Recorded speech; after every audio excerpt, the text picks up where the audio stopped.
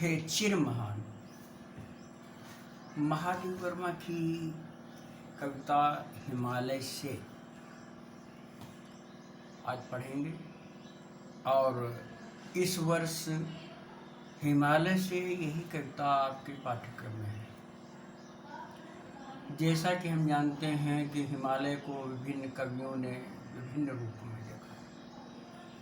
किसी ने इसे कहा नगराज है, गिरिराज है, दुनिया का गौरव करुभान। किसी ने इसको भारत माता का किरीट यानी मुकुट कहा, तो किसी ने इसे कहा कि यह हमारे संतरी की तरह, हमारे पहरेदार की तरह है। जैसा कि आप लोगों ने सुना है कि यह संतरी हमारा, यह पाशवा हमारा। महादेव वर्मा ने हिमालय पर्वत को एक परोपकारी, एक महान व्यक्ति के रूप में चित्रित किया है कि हिमालय पर्वत एक जटिल तपस्वी की भांति है जो परोपकार के लिए तपस्या कर रहा है, और वे चाहते हैं कि उनका जीवन भी उसी तपस्वी की भांति यानी हिमालय पर्वत की भांति हो जाए। चिर का मतलब होता है दीर्घ काल से। हे चिर महान, यह स्वर्ण रश्मि छू श्वेत भाल, बरसा जाती रंगीन हास, शैली बनता है इंद्रधनुष, परिमल मलमल जाता बतास, पर रागहीन तो हिम निधान। हे चिर महान, हे चिर महान। स्वर्ण रश्मि सुनहले रंग की किरण, रश्मि माने किरण, रंगीन हास रंगीन शोभा, शैली पगड़ी,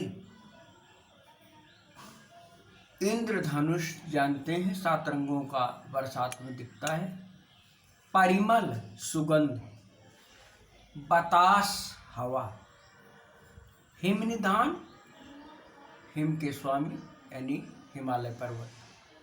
कवयित्री कहती हैं कि हे दीर्घ काल से महान, जब सूर्य की सोने की जैसी किरणें तुम्हारे सफ़ेद रंग के जो बर्फ से ढका हुआ मस्तक है यानी जो बर्फ से ढकी चोटियां हैं उनका स्पर्श करती हैं, छूती हैं, तो एक रंगीन वातावरण बन जाता है। ऐसा लगता है कि जैसे तुम्हारे सिर के ऊपर इंद्रधनुष के रंग की पगड़ी बंधी है और हवा तुम्हारे ऊपर सुगंधियों का लेप करता रहता है, किंतु तुम राग और द्वेष से रहित हो। तुम्हारा जीवन सदैव परोपकार के लिए लगा रहता है। नभ में गर्वित झुकता न शीश, पर अंक लिए है दीन छार, मन गल जाता नत विश्व देख, तन सह लेता है कुलिश भार, कितने मृदु कितने कठिन प्राण, हे चिर महान, हे चिर महान। अंक, अंक माने होता है गोद, अंक माने गिनती भी होती है, लेकिन यहाँ पर अंक का मतलब है गोद। क्षार का मतलब होता है धूल, धूल है। और कुलिस, कुलिस का मतलब होता है वज्र है। तो कवयित्री कहती है कि तुम्हारा सिर आकाश की ऊंचाइयों को चूमता हुआ सदैव ऊपर की ओर रहता है। एक ओर इतना आत्माभिमान है और दूसरी ओर दयालु इतने हो कि निरीहतम धूल को भी अपनी गोद में समेट कर रखते हो। और जब विश्व को आग से जलता हुआ, विश्व को ग्रीष्म से व्याकुल देखते हो, तो तुम्हारा मन द्रवित हो जाता है। अर्थात विश्व के लिए तुमसे निकल करके अनेक नदियां जो बहती हो वो क्या है? वो तुम्हारा द्रवित हो जाना है, वो उनकी करुणा में आंसू बहाना है। तुम्हारा शरीर वज्र के प्रहार को भी सह लेता है, किंतु दूसरे के दुख के कारण तुम करुणा से करुणार्द्र हो जाते हो। तुम कितने महान हो। टूटी है तेरी कब समाधि, झंझा लौटे सतहार हार। बह चला दृगों से किंतु नीर, सुनकर जलते कण की पुकार। सुख में सुख से विरक्त, दुख में समान। हे चिर महान, हे चिर महान। झंझा माने आंधी होता है। कवित्री कहते दृग माने आंखें। कवित्री कहती हैं कि सैकड़ों आंधियां आई और हार कर लौट गई, लेकिन तुम्हारी समाधि कभी नहीं टूटी। किंतु जब मिट्टी के कणों को भी जलता हुआ देखते हो तो तुम्हारी आंखों से बरसात होती है, तुमसे नदियां निकल पड़ती। तुम सुख से तो विरक्त हो, यानी सुख में तो योगियों के समान विरक्त हो, उनसे कोई लगाव नहीं रखते हो, और दुख में सामान्य जन की भांति सामान्य जीवन बिताते हो। मेरे जीवन का आज मूक, तेरी छाया से हो मिलाप।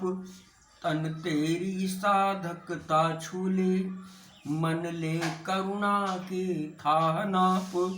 उर में पावस दृग में विहान, हे चिर महान, हे चिर महान। मेरे जीवन का आज मूक, मूक माने बिना बोले है, मूक माने होता बिना बोले, इसीलिए गूंगे को भी कहते मूक।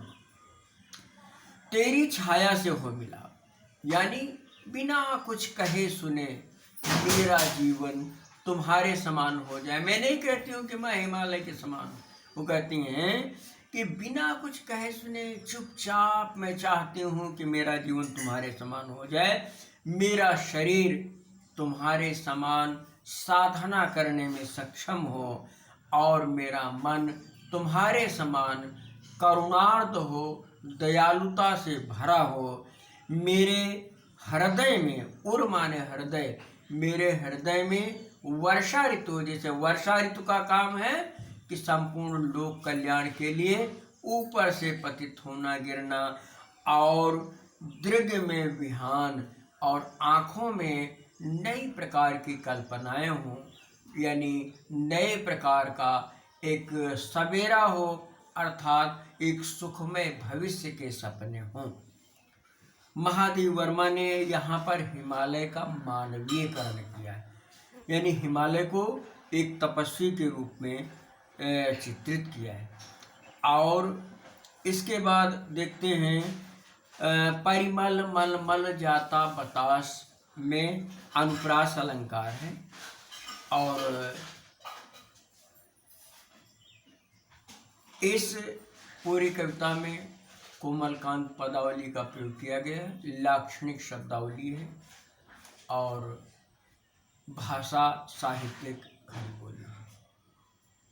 इस कविता को आप लोग फिर से पढ़ेंगे और जो कठिन लगे उसको रेखांकित कर पूछिए। अब की वर्ष केवल एक ही कविता है, इसके बाद हम महादेव वर्मा जी का जीवन परिचय और साहित्य का उदाहरण आपको लिखने के लिए देंगे।